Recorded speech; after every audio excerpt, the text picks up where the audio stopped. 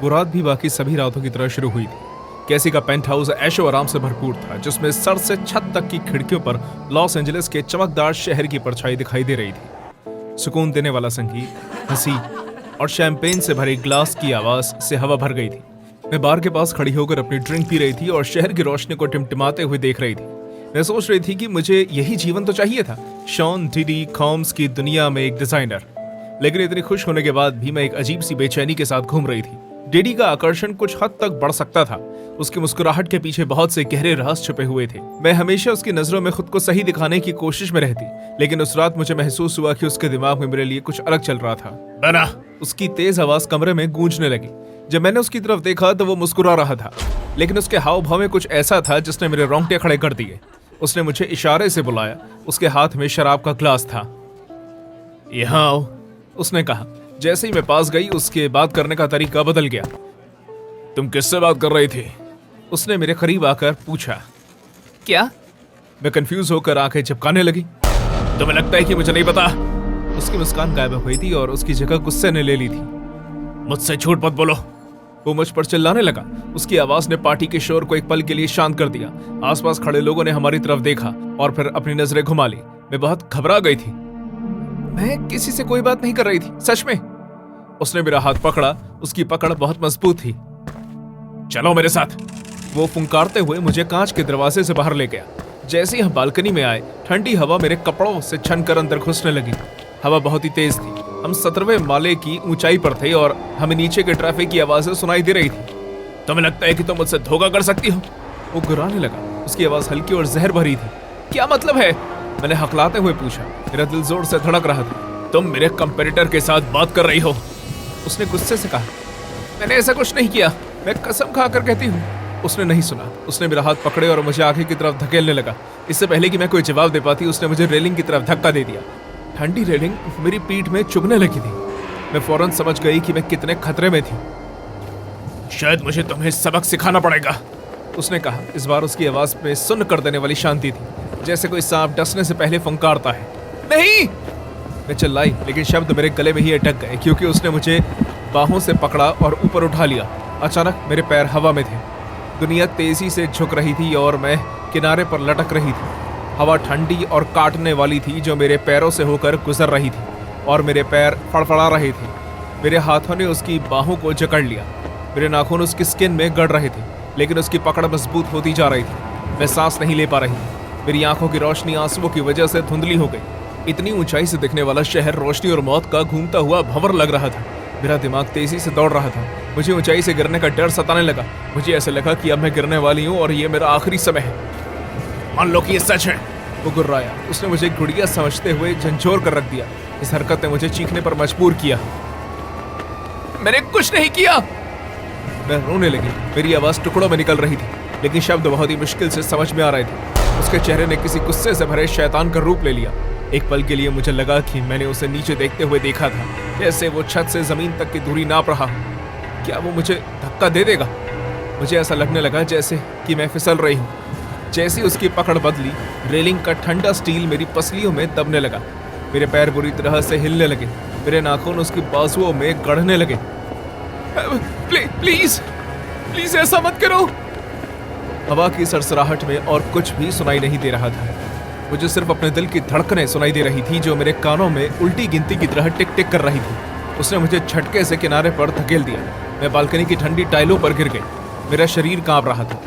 जैसे ही मैं सांस लेने के लिए कांपने लगी, मेरी छाती जोर जोर से हाँफने लगी। मेरा दिल अभी भी ऐसे दौड़ रहा था जैसे वो मेरी पसलियों से बाहर निकलने की कोशिश कर रहा हो, लेकिन उसका काम अभी खत्म नहीं हुआ था। उठाओ, वो चिल्लाया। उसने मुझे कंधों से पकड़ा और जमीन पर घसीटना शुरू किया। उसकी उंगलियों ने मुझे इतना कसकर पकड़ा था कि मेरी स्क्रीन में गड़ रही थी। उसने मुझे पीछे की ओर आंगन की कुर्सी पर धक्का दे दिया। मेरा शरीर पहले से ही कांप रहा था और इस झटके ने मुझे और झकझोर कर रख दिया। मेरा सर पीछे की तरफ झुक गया। मेरी आंखों के आगे अचानक से अंधेरा छा गया। तुम बचकर नहीं निकल पाओगी, उसने मेरे चेहरे से कुछ इंच की दूरी पर आकर कहा। मेरे बिना तुम कुछ नहीं हो, कुछ नहीं। मैं नहीं हिल पा रही थी और ना ही सांस ले पा रही थी। मेरे अंदर जो डर दौड़ रहा था उसने मेरे शरीर को जमा दिया था। ऐसा लग रहा था जैसे टॉर्चर काफी देर से चल रहा हो, लेकिन फिर वो अपने पीछे दरवाजा पटकते हुए अंदर चला गया।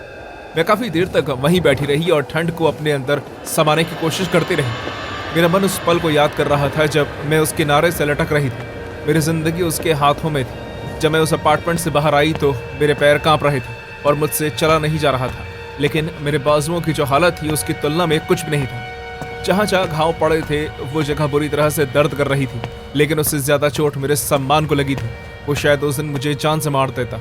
ये पहली बार नहीं था कि डीडी का गुस्सा यहाँ तक पहुंचा था, लेकिन मैंने कसम खा ली थी कि इस बार मैं चुप नहीं बैठूंगी। उस रात तो मैं बच कर निकल गई, लेकिन अब दुनिया को उसका सच पता चलना ही चाहिए। शॉन डिडी कॉम्स को फैशन डिजाइनर ब्रायना बैना बेंगोलिन के मुकदमे का सामना करना पड़ा, जिसने आरोप लगाया है कि 2016 में उन्होंने उसके साथ छेड़छाड़ की और कैसी वेंचुरा अपार्टमेंट की 17वीं मंजिल पर उन्हें बालकनी से लटकाने की कोशिश की। बेंगोलिन का दावा है कि घटना के दौरान उन्हें अपनी जान का डर था, जिस बारे में उनका कहना है कि कॉम्स के साथ काम करते वक्त उस दौरान उन्हें धमकी और बुरे बर्ताव का हिस्सा बना। उन्होंने इमोशनल, फिजिकल अब्यूज और जबरदस्ती बंदी बनाकर रखने जैसे और भी आरोप लगाते हुए डीडी से $10 मिलियन के मुआवजे की मांग की है। इन सभी आरोपों से इनकार करते हुए कॉम्स और भी कानूनी चुनौतियों का सामना कर रहे हैं।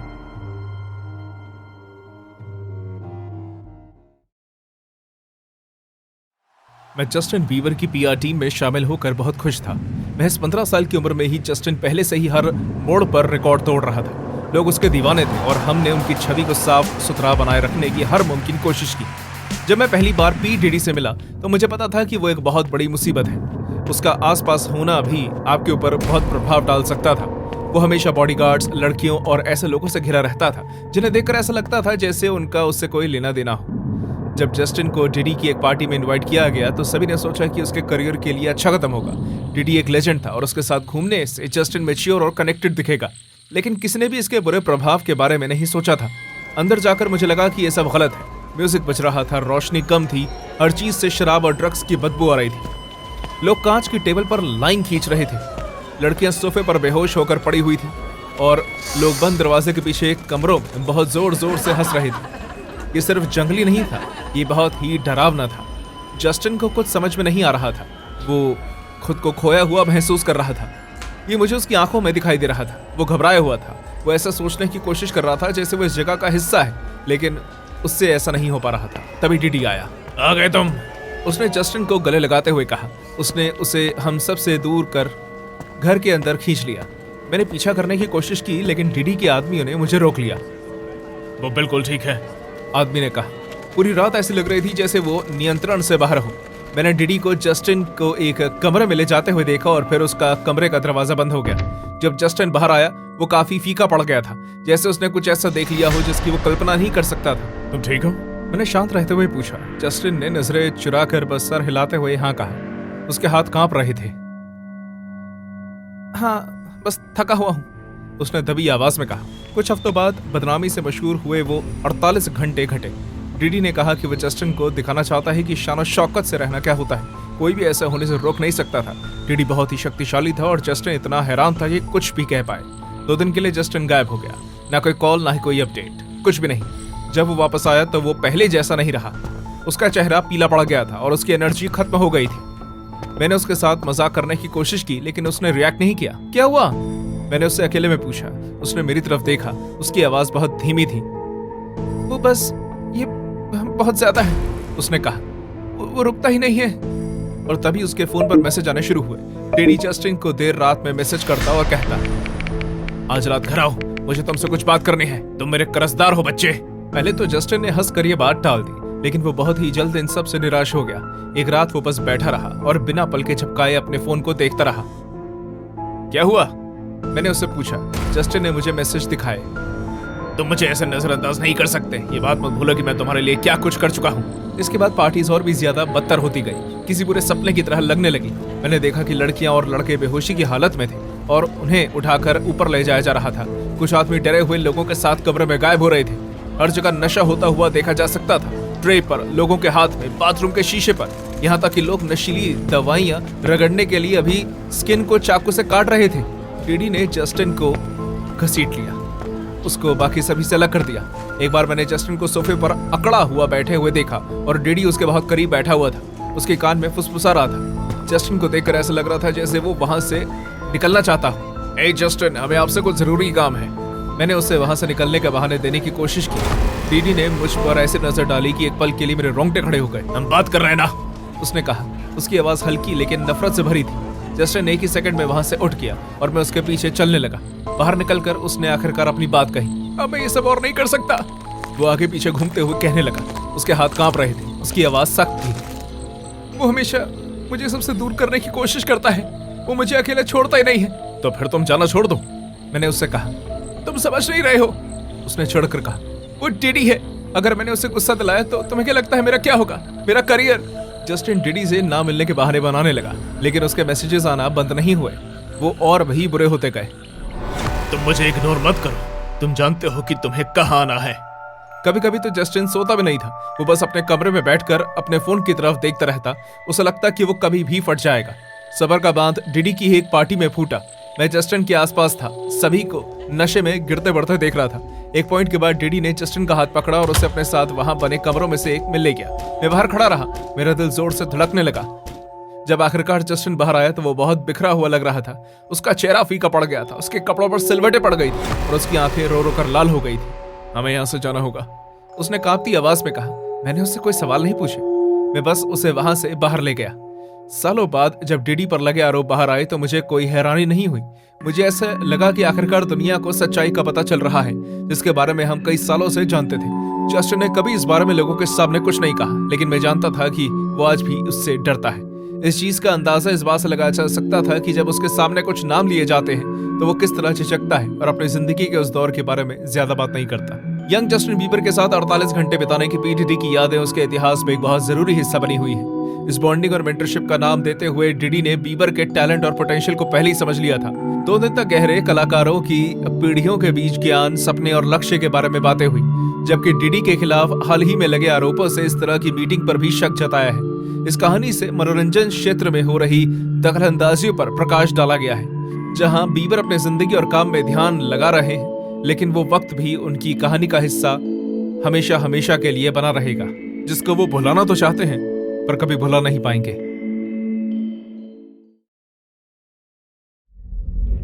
उस दिन की शुरुआत भी किसी आम शिफ्ट की तरह ही हुई। 8वें माले पर शांति थी। हॉल में सिर्फ मैं और मेरी टॉवल और साबुन से भरी हुई कार्ड दिखाई दे रही थी। मैं 807 नंबर कमरे का काम खत्म कर रही थी जब मैंने लिफ्ट के पास से आवाजें आती हुई सुनी। पहले तो मैंने ज्यादा नहीं सोचा, लेकिन उस आदमी की आवाज पे कुछ तो था जो मैं सुनने के लिए रुक गई। मैंने किनारे से झांक कर देखा, ये ध्यान रखते हुए कि किसी को पता ना लगे। जब मैंने उस आदमी को देखा तो एक पल के लिए मैं सहम गया। Sean Diddy Combs! वो तेजी से लिफ्ट की तरफ बढ़ रहा था। उसका चेहरा गुस्से से लाल था। उसके बगल में थी कैसी वेंचुरा। वो काफी परेशान लग रही थी। उसने अपने हाथ कसकर एक साथ जोड़े थे। उसकी आंखें लिफ्ट के आने का इंतजार कर रही थी। तुम्हें लगता है कि मैं बेवकूफ हूँ? डीडी ने थूकते हुए कहा। उसकी आवाज नीचे थी लेकिन उससे जहर निकल रहा था। तुम्हें लगता है कि मैं नहीं जानता कि तुम मेरे पीछे क्या कर रही हो? कैसी ने अपना सर हिलाया। उसकी आवाज इतनी धीरे थी कि सुनाई नहीं थी। शॉन, तुम गलत हो, मैंने कुछ नहीं किया। मुझसे झूठ मत बोल। वो इतनी जोर से चिल्लाए कि पूरे हॉल में उसकी आवाज गूंजी। मैं डर गई। उसकी आवाज में जो गुस्सा था वो आम नहीं था। ऐसा लग रहा था जैसे वो अपना आपा खो चुका है। कैसी कुछ कदम पीछे हट गई, लेकिन डीडी ने उसकी कलाई पकड़ ली। वो छटपटा कर दूर जाने की कोशिश करने लगी। शॉन, छोड़ो मेरा हाथ, मुझे दर्द हो रहा है, उसने धीरे से कहा। उसके लोहे जैसे मजबूत हाथों ने कैसी का गला पकड़ा और दीवार का सहारा लेते हुए गला घोटने लगा। कैसी मुश्किल से सांस ले पा रही थी और फिर उसने कैसी को थप्पड़ मारा। थप्पड़ की आवाज उस हॉल में ऐसे सुनाई दी जैसे कोई गोली चली हो। कैसी लड़खड़ाई और खुद को सीधा खड़ा करने के लिए उसने दीवार का सहारा लिया। मैं उसके होठों से खून टपकते हुए देख सकती थी। उसकी फीकी त्वचा पर गहरा लाल रंग का खून था। रुक जाओ, वो रोने लगी, लेकिन डीडी ने कुछ नहीं सुना। तुम्हें लगता है कि तुम मुझे पागल बना सकती हो? तुम्हें लगता है कि तुम मुझे धोखा दोगी? उसकी आवाज गुस्से से लड़खड़ा रही थी। उसने कैसी को बालों से पकड़ा और उसे वापस खींच कर ले आया। कैसी चिल्लाने लगी, लेकिन उसने अपने पंजों से खुद को छुड़ाने की कोशिश की। तुम मेरी हो, वो चिल्लाने लगा और उसने कैसी का सर दीवार पर दे मारा। उसका सर एक जोर की आवाज के साथ प्लास्टर से टकराया और खून के धब्बे छोड़ गया और वो फर्श पर गिर गए। उसके चेहरे और बालों से खून बह रहा था। मैंने हिम्मत करते हुए अपना फोन निकाला। मेरे हाथ कांप रहे थे और नंबर डायल करने के लिए मैं अपनी उंगलियों को शांत रखने की पूरी कोशिश कर रही थी। कैसी ने लिफ्ट की तरफ रेंगने की कोशिश की। उसके घुटने फर्श पर घिस रहे थे। उसके हिलने से टाइल पर खून लग गया, लेकिन इस बार डीडी ने उसका पैर पकड़ लिया और वापस पीछे खींचने लगा जैसे कोई कपड़ा की गुड़िया हो। तुम्हें लगता है कि तुम मुझसे बच कर जाओगी? वो गुर्राया, वो अपनी पीठ के बल लेट गई और खुद को बचाने के लिए उसने अपना हाथ उठाया। प्लीज शॉन, मैंने कुछ नहीं किया। वो भीख मांगने लगी। उसे कोई फर्क नहीं पड़ा। उसने उसके पेट में बहुत जोर से मुक्का मारा। मैंने उसके शरीर से सांस निकलते हुए महसूस की। वो मुक्के के फोड़ से आगे की तरफ झुकी और मैंने उसके मुंह से खून निकल कर उड़ते हुए देखा। वो सिसकियां ले रही थी और रोने की आवाज से ठीक से सांस भी नहीं ले पा रही थी, जिस वजह से कोई आवाज नहीं हुई। मैं आखिरकार रिसेप्शन पर फोन मिलाने में सफल हुई और मैंने फुसफुसाते हुए कहा, 8वें मंजिल पर सिक्योरिटी को भेजो प्लीज, किसी पर हमला हो रहा है। मैं छुप कर खड़ी रही। मैंने अपनी पीठ दीवार से लगा ली और कैसी को रोते हुए सुनने लगी। डिडी फिर से गुस्से में आ रहा था। वो अंदर ही अंदर कुछ न कुछ बड़बड़ा रहा था। कैसी ने दोबारा निकलने की कोशिश की, लेकिन वो इतनी धीरे चल रही थी। लिफ्ट खुली लेकिन वो खाली थी। तुम्हें क्या लगता है कि तुम कहाँ जा रही हो? उसने गुर्राते हुए उसका हाथ पकड़ लिया और उसे पैरों से खींच लिया। उसके घुटने मुड़ गए और वो फिर से गिर गई। उसका शरीर कांपने लगा।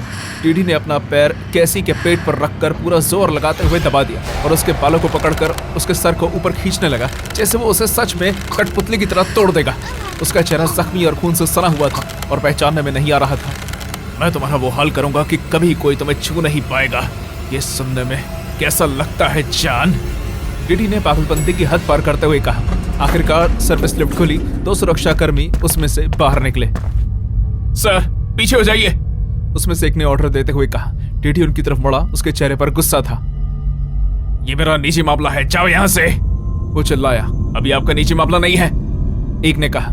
जब कैसी दूसरे गार्ड के पीछे जाकर खड़ी हुई, वो डर से कांप रही थी। उसका चेहरा सूज गया था और जगह जगह से खून बह रहा था। टीडी ने उसकी तरफ देखा। उसकी आवाज धीमी लेकिन धमकी भरी थी। तुम पछताओगी, उसने सुरक्षाकर्मी से कहा। गार्ड उसे सर्विस लिफ्ट की मदद से नीचे ले गए, लेकिन उसके शब्द और आवाज मेरे कानों में बस गए। मैं तब तक छुपी रही जब तक कि वो लोग चले नहीं गए। जब मैंने हॉलवे में वापस कदम रखा तो मुझे एहसास हुआ जैसे मेरे पैर जेली के बन गए।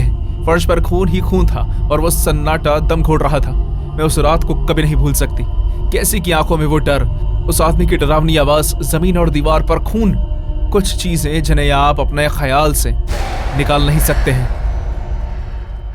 2016 की एक सिक्योरिटी फुटेज में साफ तौर पर शॉन डिडी कॉम्स को लॉस एंजलिस की लॉबी में कैसी वेंचुरा पर शारीरिक हमला करते हुए देखा गया। 2024 में जारी किए गए वीडियो में एक टकराव के दौरान डिडी को वेंचुरा को घसीटते, धक्का देते और लात मारते हुए दिखाया गया है। ये फुटेज उसके मुकदमे के बाद सामने आई, जिसमें उस पर सालों से बुरे बर्ताव का आरोप लगाया गया, जिसमें इस तरह की हिंसक घटनाएं भी शामिल थीं।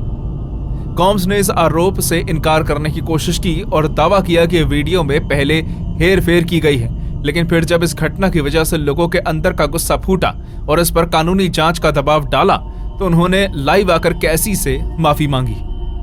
उसका मतलब माफी मांगने से था, ये नहीं, ये निश्चित तौर पर एक सवाल है, लेकिन सिक्योरिटी फुटेज लोगों को सच्चाई दिखाने के लिए काफी है।